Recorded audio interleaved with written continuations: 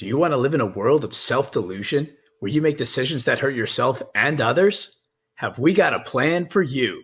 Step 1.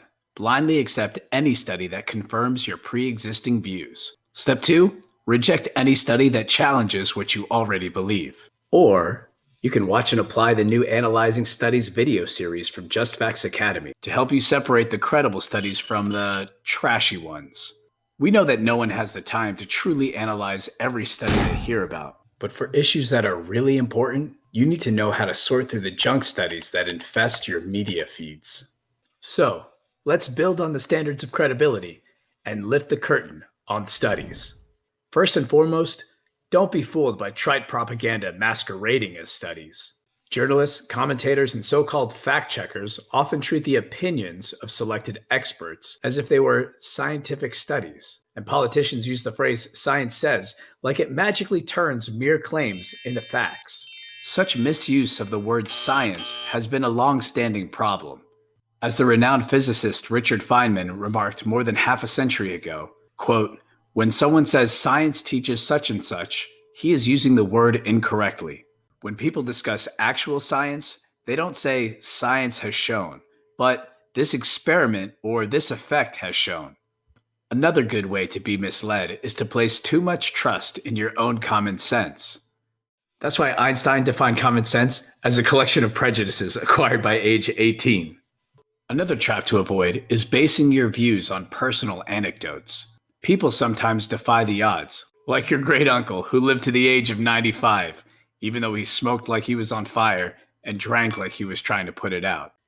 And if you think you can understand the issue of climate change by poking your head outside your window, you might want to consider there are huge differences in climate trends around the world. And the entire United States covers only 1.9% of the world's surface area. Likewise, don't let your go-to news source fool you. There are nearly 8 billion people in the world, and the stories chosen by your favorite media outlets may not accurately represent the big picture. As one academic book explains, people like stories. Math and numbers and statistics, not so much. Our preference for stories over numbers means that we can often be convinced of something by a string of stories, even if they aren't representative of the whole. Another great way to be a sucker is to believe that the peer review process used by most scholarly journals ensures studies are sound.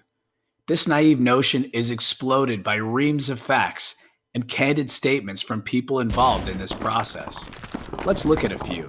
The journal Nature published a study that attempted to confirm the findings of 53 prominent peer-reviewed papers about cancer drugs. The scientists were unable to reproduce 89% of these results, despite the fact that when findings could not be reproduced, an attempt was made to contact the original authors and repeat experiments under the author's direction.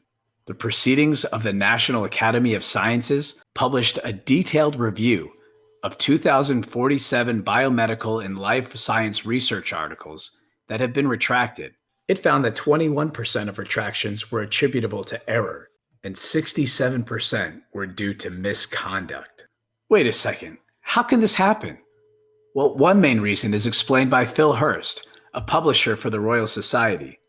He wrote that traditional peer review is confidential, with research papers scrutinized by a small number of anonymous experts. Although publishers are vigilant, the secrecy provides the opportunity for fraud.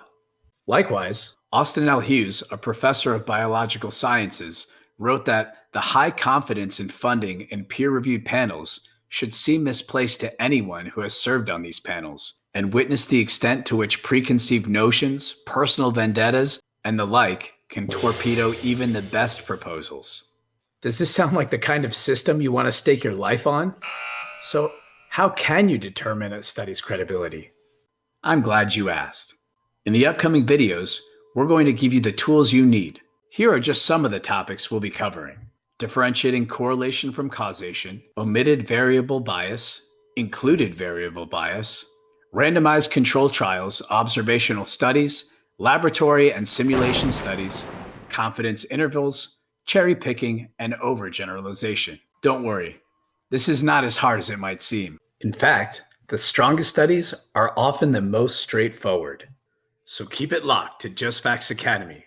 And while you're waiting, Review our previous videos so you can research like a genius.